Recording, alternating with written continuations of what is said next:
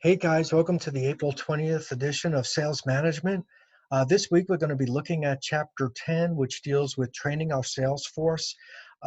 So view this video, email me certifying that you've seen the video, and I will give you credit for April 20th's attendance.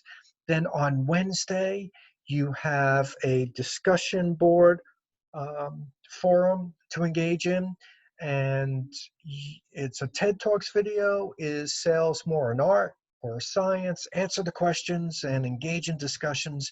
Your initial response to the discussion question is due by 11:59 on Wednesday, and then you need to respond. And now to give you credit for Wednesday, the 22nd's attendance, and then respond to two of your classmates by 11:59 on Sunday, and you will get credit for Friday, the 24th's attendance. So same as in previous weeks, except this week you have an additional classroom activity. It's worth 25 points.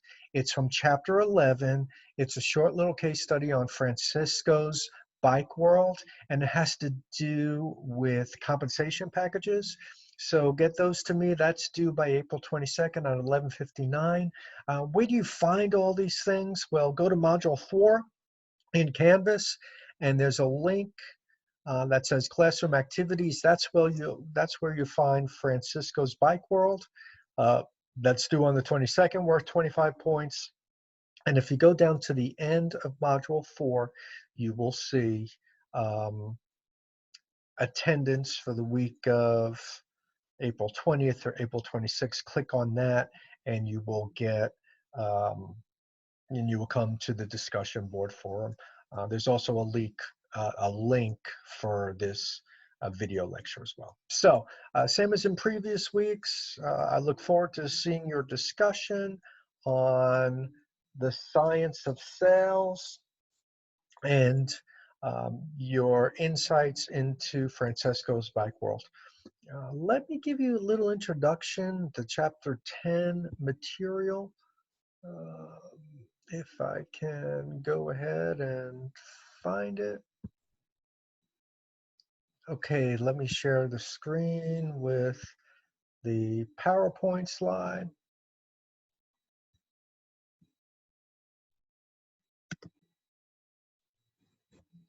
And this is Chapter 10, Sales Training, Objectives, Techniques, and Evaluation.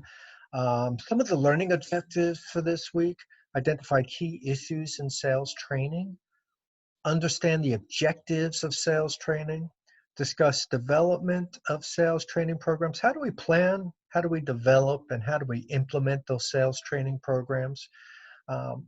We want you to understand training of new sales recruits and how they differ from training of experienced salespeople. Want you to be able to define topics covered in a sales training program, understand various methods for conducting sales training, and finally discuss how to measure costs versus benefits of sales training. Are all the costs that we put into our sales program generating results is basically the question to be asked there. And if not, why not? And how can we change it so that we do see top line results? And what are those top line results again? Those top line results are sales.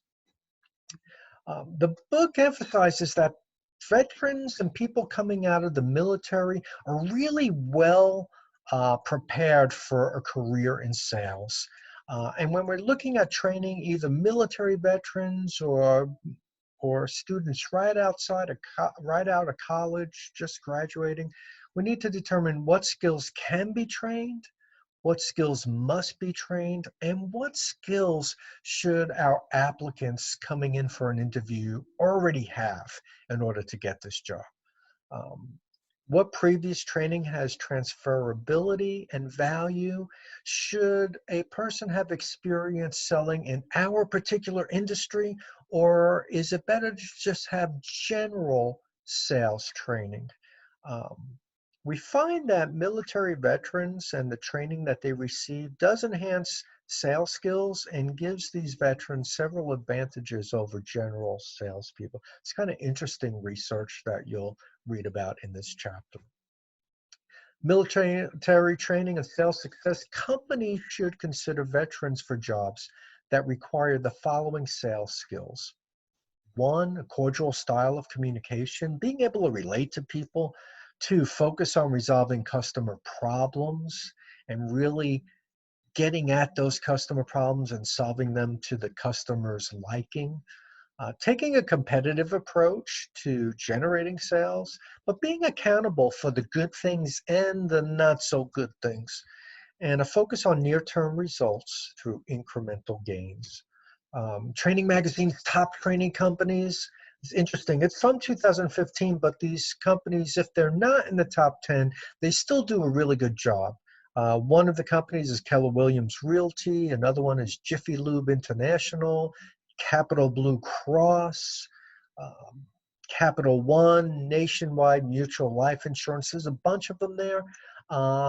These companies do a really good job of not only training their sales force, but training all of their employees. So it's really interesting to see which company's doing a good job in terms of preparing their employees for success in the work force, in the workplace. Issues in sales, who should be trained? Is it just new recruits? And how does it differ from people who have been with your organization for a long period of time? What should be trained? Should it just be product knowledge? Should it be company knowledge? Should it be customer knowledge? Should it just be selling skills? Should it be a combination of both? As you probably guessed, it's going to be different whether you're brand new to the field and a new recruit or whether you've been in the field for some time.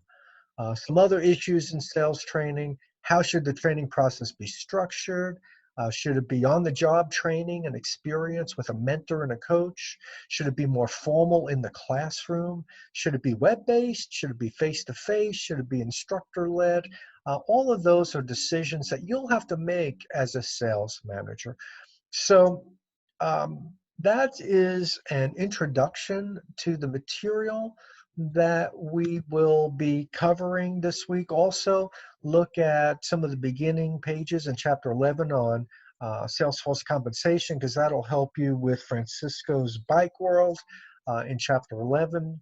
As always, if you have any questions, feel free to contact me through email, voicemail, text. I'll be more than happy to help you in any way I can. Hey guys, stay safe and healthy, and I look forward to seeing you on the discussion boards. Talk to you soon.